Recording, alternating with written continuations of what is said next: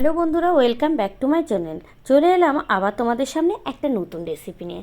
আজকে তোমাদেরকে গরমকালীন একটা রেসিপি দেখাবো।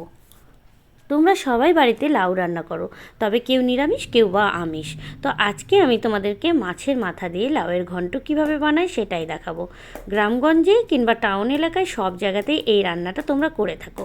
তো চলো আজকে আমি যেভাবে রান্না করছি সেইভাবে তোমরা করে দেখবে, অত্যন্ত সুস্বাদু হয় রান্নাটা। প্রথমে আমি এখানে মাছের মাথাগুলো ভালো করে ভেজে নিচ্ছি, সঙ্গে 2 পিস মাছও ছিল সেটাও ভেজে নিচ্ছি। মাছগুলো লাউয়ে দেবো না যদিও। এখানে মশলার মধ্যে নিয়ে নিয়েছি ফোড়নের জন্য 3টে মতো কাঁচা লঙ্কা, 1টা মতো তেজপাতা আর নিয়েছি কিছু পাঁচফোড়ন। মাছের মাথাগুলো ভেজে তুলে রেখে দিয়েছি। আমি এখানে খুব একটা বড় সাইজের মাছের মাথা নেইনি। যত বড় সাইজের মাছের মাথা দেবে তত বেশি লাউয়ের ঘন্টটা সুস্বাদু হবে। তেল গরম করে নিয়ে কড়াইয়ে ফোড়ন দিয়ে দিলাম। ফোড়ন দেওয়ার মধ্যে 2-1 সেকেন্ড নাড়াচাড়া করে জল ঝরানো লাউগুলো দিয়ে দিলাম। আর লাউগুলো খুব সুন্দরভাবে কুচিয়ে নিয়েছি। আর লাউ কুচানোর ভিডিও তোমরা যদি দেখতে চাও তাহলে আমি অন্য একটা ভিডিওতে কিভাবে লাউকে ঝুরি ঝুরি করবে, কত সহজে খুব তাড়াতাড়ি পদ্ধতিতে কাটবে সেটা তোমাদের সাথে শেয়ার করব। তো তোমরা অবশ্যই কমেন্টে করো যদি দেখতে চাও, আমি অন্য একটা ভিডিওতে শেয়ার করব। চলো এবার একটু নুন হলুদ এর মধ্যে অ্যাড করি। পরিমাণ মতো নুন হলুদ অ্যাড করার পরে লাউয়ের ঘন্ট দেখবে কিছুক্ষণের মধ্যে জল বেরিয়ে যায়। আর এই সবজিগুলোতে এত জল বের হয় যে এই সবজিগুলো খুব একটা ঢেকে ঢেকে রান্না করা যায় না। তো চলো, লাউটা ভীষণ কচি ছিল, তাই দেখো একেবারে দেখে বুঝতেই পারছো ঝুরি ঝুরি ঝুরি ঝুরি করে বানিয়ে নিয়েছি। এবার 2-1 বার নাড়াচাড়া করে ওই নুন হলুদটা একটু বসিয়ে দিলাম লাউয়ের সঙ্গে, দিয়ে তারপরে একটা ঢাকনা দিয়ে দেবো।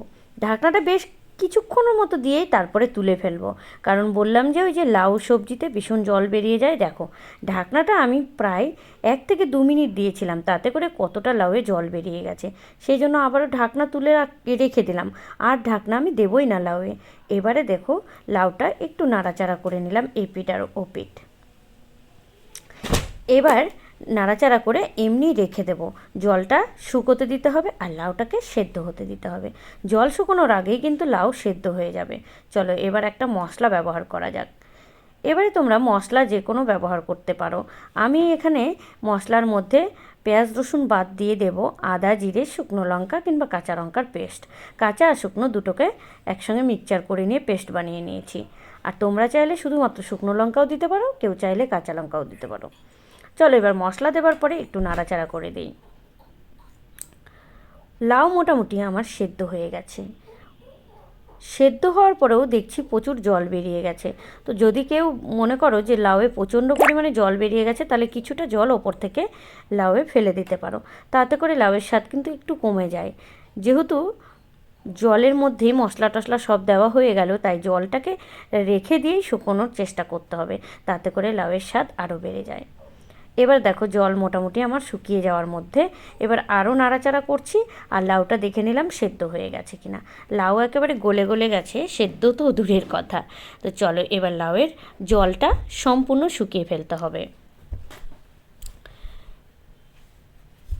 কিছুক্ষণ বাদে বাদে আমি নাড়াচাড়া করছি আর লাউয়ের জলটা অনেকটা পরিমাণে শুকিয়ে আসছে।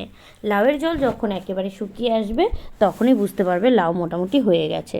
তো চলো এবার লাউটা একটুখানি ছুলি দিয়ে খুন্তি দিয়ে নেড়ে দেখালাম যে লাউটা কতটা সেদ্ধ হতে বাকি ছিল। তো দেখলাম একেবারে প্রচণ্ড পরিমাণে সেদ্ধ হয়ে গেছে। এবার ভেজে রাখা মাছের মাথাটা দিয়ে দিচ্ছি লাউয়ের ঘন্টর মধ্যে। আমি দেখো হালকা জল থাকা অবস্থায় মাছের মাথাটা দিয়ে দিচ্ছি। যেহেতু জল সেই অনেক সময় ধরে শুকোনোর চেষ্টা করছি কিন্তু কিছুতেই শুকোচ্ছে না, তাই মাছের মাথা ধৈর্য থাকলো না, দিয়ে দিলাম। তোমরা একেবারে জল শুকিয়ে যাওয়ার পরেই মাছের মাথাটা দেবে। এবারে নাড়াচাড়া করে নিতে হবে মাছের মাথা দেওয়ার পরে এপিঠ ওপিঠ ভালোভাবে। আর এবারে কিন্তু মোটামুটি জল আমার অনেকটাই শুকিয়ে এসেছে। এবার মাছের মাথা দিয়ে কষানোর পালা। যদি তোমরা প্রথমের দিকেও অল্প তেল ব্যবহার করো তাহলে কষানোর সময় একটু তেল অ্যাড করবে। তেলটা নামানোর অনেকটাই আগে দিয়ে দেবে, তাতে করে কাঁচা তেলের গন্ধটা থাকবে না। এখনও দেখো আমার জল হালকা আছে, তখনই আমি দিয়ে দিচ্ছি, যাতে করে লাউয়ের মধ্যে কাঁচা তেলের গন্ধটা না থাকে। এবার আমি ভালোভাবে তেল দেওয়ার পরে আবারও নাড়াচাড়া করব, ওই কষাবো বলতে পারো। এবার অনেক সময় ধরে লাউটাকে কষাতে হবে, আর লাউ যত সুন্দরভাবে কষাবে ততটাই খেতে কিন্তু সুস্বাদু হবে। কালারও অনেকটা চলে এসেছে লাউয়ের মধ্যে।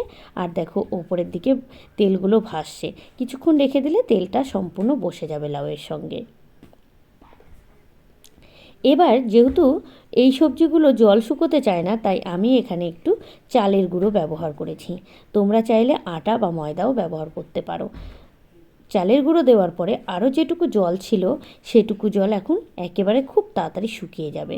আর খুব বেশি পরিমাণে চালের গুঁড়ো দেওয়ার দরকার নেই, পর্যাপ্ত পরিমাণে দেওয়ারই চেষ্টা করবে।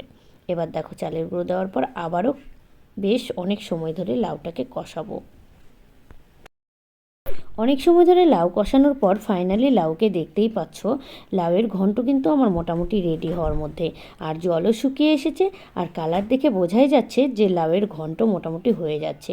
যখন দেখবে কড়াইয়ে এপিট ওপিট লেগে যাচ্ছে লাউয়ের ঘন্ট, তখনই বুঝতে পারবে যে লাউয়ের ঘন্ট মোটামুটি রেডি হয়ে গেছে। দেখো লাউয়ের ঘন্ট এবার নামিয়ে নেব। নামিয়ে নেওয়ার সময় কিন্তু আমি কোনো কিছু আর ব্যবহার করব না। তোমরা চাইলে অনেকেই লাউয়ের ঘন্টর মধ্যে গরম মশলা অ্যাড করো। আমার মনে হয় গরম মশলা অ্যাড না করাটাই ভালো, কারণ লাউয়ের একটা নিজস্ব গন্ধ আছে, গরম মশলা অ্যাড করলে সেই গন্ধটা লাউয়ের সঙ্গে মিলিয়ে যায়। এবারে ফাইনালি রেডি হয়ে গেলে লাউয়ের ঘন্ট। তো এইভাবে বাড়িতে মাছের মাথা দিয়ে লাউয়ের ঘন্ট বানিয়ে দেখবে, অত্যন্ত সুস্বাদু হয়। এক থালা ভাত এই লাউয়ের ঘন্ট দিয়ে খেয়ে নেওয়া যায়। যাই হোক, চলো আজকের রেসিপিটা এ পর্যন্তই। দেখা হবে আবার পরবর্তী ভিডিওতে নতুন একটা রেসিপি নিয়ে।